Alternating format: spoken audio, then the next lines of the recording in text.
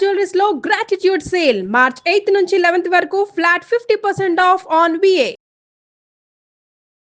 నమస్తే రమ్మగారు. నమస్తే రమ్మగారు, పూజ అయిపోయిన తర్వాత దేవుడి మందిరం ఉంటుంది కదా, ఒకవేళ రూమ్ ఉంది అనుకుంటే కనుక పూజ అయిపోయిన వెంటనే దాన్ని మూసేసి బయటికి రావాలా, లేకపోతే అలానే తీసుంచాలా? దీనికి మీకు సంబంధించి అసలు మనం పూజ గదిని చూపించవచ్చా చూపించకూడదా ఇలాంటి విషయం మనం ఒకసారి మాట్లాడుకున్నాం కదా. పూజ అయిపోయిన తర్వాత క్లోజ్ చేసేయాలండి డోర్స్ ఉంటే. ఎవరి విధానం ప్రకారం వాళ్ళు చేసుకుంటారు కదా చేయాలి. ఎందుకంటే పూజకి మందిరం ఉండటం లేదా పూజ గది ఉండటం అనేది తక్కువ ఉండే వ్యవహారం కదా. తాకట్టులో ఉన్న బంగారాన్ని విడిపి గుమ్మమే అనుకో, గుమ్మలోనే ఓ పక్కన ఓ చెక్క కొట్టి దాని మీదే దేవుడి ఫోటోలు గిటోలు పెట్టుకునేవి. ఇది కాకుండా ఇంకా విపరీతమైన పదార్థాలు ఎవరి దగ్గరైనా ఉంటాయా? సాధారణంగా 3 బెడ్రూమ్ ఇళ్లలో దేవుడికి ఓ గది ఉండటానికి అవకాశం ఉంది. ప్రత్యేకంగా చిన్న గది హాల్లోనో, హాల్కి కిచెన్కి హాల్కి మధ్యలోకి వచ్చేటట్టుగా, లేదా ఇప్పుడు గ్లాస్ తోటో చెక్కతోటో చిన్న చిన్న బాక్సులు లాంటి రూములు పెట్టుకుంటున్నారు. ఇప్పుడు వెయ్యాలా వద్దా అనేది ఎవరెవరి దాన్ని బట్టే ఉంటుంది. చాలామంది 3-4 దీపాలు పెడతారు. 2 దీపారాధనలు పెట్టి ఒక అగరవత్తుల స్టాండ్లో ఒక 4 అగరవత్తులు పెట్టి తలుపులు వేసేస్తే లోపలంతా పొగ గమ్మేస్తుంది. అవును, ఆ మసంతా లోపల దేవుడి గదంతా పాడుగా అయిపోతుంది. తలుపు తీసి పెడితే పొగ గాలి అన్నీ బయటకు వస్తాయి. ఆ పొగ, ఆ గంధం బయటికి కూడా వచ్చే సుగంధం ఇంట్లో ఒక ఆధ్యాత్మిక వాతావరణం వస్తుంది. ఇది ఒకళ్ళ అవగాహన.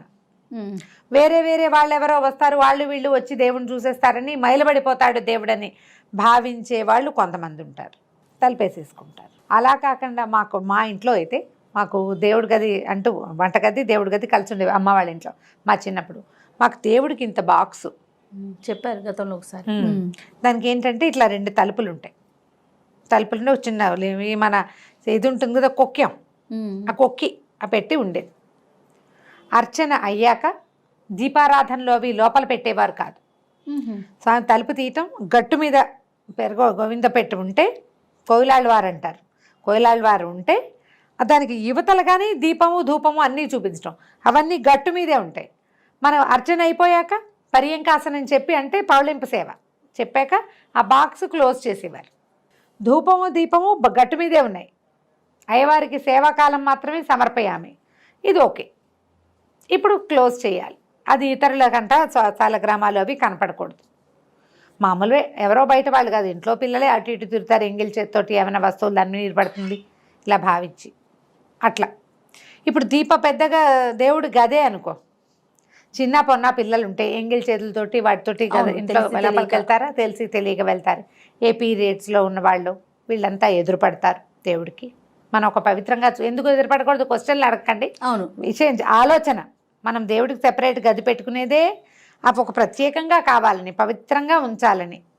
ఇతరత్ర బయటికి తిరిగి వచ్చి మనం ఎక్కడికైనా అందరిళ్ళకి వెళ్ళి నలుగురితో కలిసి రోడ్ల మీద తిరిగి అవి ఎదురు పడకూడదన్న ఉద్దేశంతో తలుపు వేయమని చెప్తారు. కానీ పూజ అవ్వగానే ఇక మూసేసి వాళ్ళని లోపల పెట్టాయి అని కాదు. అదేనండి, మన అవగాహనని బట్టి మనం ఇది చెయ్యొచ్చు. మనకి పూజకి ఏ గది లేదు, హాల్లోనే మన దేవుడు ఉంటాడు. ఇక ఏమిటి, ముట్టుకోకుండా ఉండడం ఒకటే అక్కడ పవిత్రత మనం మెయింటైన్ చేయగలిగేది. మనం ఏది ఎంత చెయ్యగలమో భగవంతుడి విషయంలో అంతా చెయ్యాలి. ఇంకోటి చెప్తా, అంతే చెయ్యండి.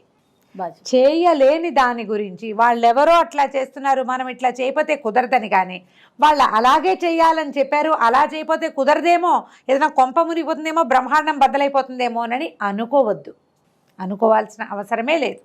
మన ముందు తరాల్లో మన ఇళ్లలో ఎలాంటి దేవతార్చన విధానం ఉండేది, భగవంతుడికి ఎంత పూజ చేసేవాళ్ళు. క్యాలెండర్కి అగరొత్తులు కూర్చేవాళ్ళు కూడా నాకు తెలిసి అన్న చిన్నప్పుడు వాళ్ళ ఇంట్లో దేవుడు క్యాలెండరే ప్రతి సంవత్సరం మారిపోయేవాడు. భక్తి బోల్డు. ఏం చేస్తారు పాపం, భక్తి ఉంది. ఏమిటి, ఫోటోలు పెట్టుకుని విగ్రహాలు పెట్టుకుని దీపారాధనలు చేసి పైనుంచి కింద వరకు బొమ్మల కొలువులాగా అరేంజ్ చేస్తేనేనా వాళ్ళ ప్రీతి? అది ఎవరు పెట్టుకున్నారో వాళ్ళకి అది ప్రీతి, అంతే. వాళ్ళ విధానం అది, వాళ్ళ ఇష్టం కదా. 100% అండి. ఇప్పుడు నువ్వు అంతా చేయలేవు, కొంచెం చేస్తావు. అలా చేయిపోతే ఏమైపోతుందో అని నువ్వు చేయకు.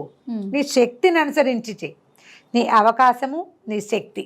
ప్రతి వాళ్ళు ఇండివిజువల్గా ఇది ఆలోచించుకోవాలి. ఇలా పెట్టుకోకూడదు, ఇది తప్పు అని ఒకళ్ళని అనకూడదు.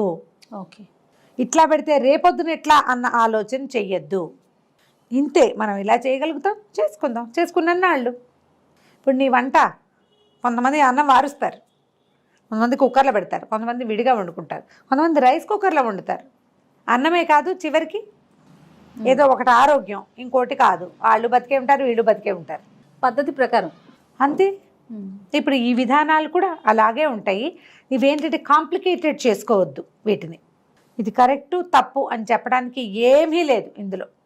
మనం దేవతార్చనకి ఒక ప్రాంతం, ఒక ప్రదేశం, ఒక స్థలం, ఒక గది, ఒక బాక్సు, ఒక చిన్న అల్మేర అలా పెట్టుకుంటే దాన్ని చక్కగా శుద్ధంగా శుభ్రంగా ఉంచటం, శ్రద్ధగా నమస్కారం చేసుకోవటం.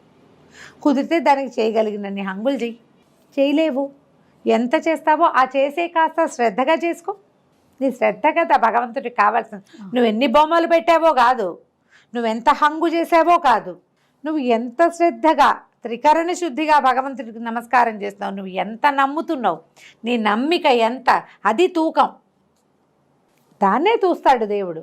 నువ్వు ఎంత ఏర్పాటు చేసావు అనేది అసలు తూకంలోకే రాదు. అదంతా నీ తృప్తి కోసం నువ్వు చేసుకునేది, నీ సరదాకి, నీ శక్తి అనుసారం. కాబట్టి దాన్ని బట్టి తలిపేయాలా వద్దా అనేది డిసైడ్ చేసుకోండి. ఎంత బాగా చెప్పారు రమ్మగారు. ఇప్పుడు అంతే కాదు, ఇప్పుడు నేను తలుపు వేసుకోవాలి అని చెప్తాను, తలుపు వేసేయాల్సిందే అని. తలుపు వేయటానికి కుదరని వాళ్ళంతా ఏం చెయ్యాలని? అంతే కదా, ఎంత ఇబ్బంది కదా. అసలు తలుపే లేని వాళ్ళు ఇప్పుడు మళ్ళీ అర్జెంటుగా ఓ అల్మార్ కొనుక్కు భక్తి ఉందనుకో, వాళ్ళ భయం కాదు, భక్తి కాదు, అది భయమే. అమ్మో అలా చేయకపోతే కొంప మునిగిపోతుందని మళ్ళీ ఓ పెట్టుకొని ఓ బాక్స్ కానీ ఆ మందిరానికి ఏమిటో తలుపులు పెట్టించి రోజు వెయ్యాలట, లేకపోతే కొంప మునిగిపోతుంది. ఏమిటది? ఎందుకు అంత భయపెట్టాలి ఎవరినైనా? మనం ఎందుకు భయపెట్టాలి? ఇన్ఫ్లుయెన్స్ అవుతున్నారు కదా అని చెప్పి మనకి తోచింది చెప్పేస్తే దాని ఇంపాక్ట్ ఉండదు కదా రమ్మగారు. మనకి తోచడం కాదు, మనం ఆలోచించుకుని చెప్పుకోవాలి. రైట్, ఆలోచించుకుని చేసుకోవాలి. అంతే. ఇది పద్ధతే అయితే అయ్యింది, కానీ అవకాశం ఉండాలి కదా. ఓకే రమ్మగారు, నమస్తే. నమస్తే.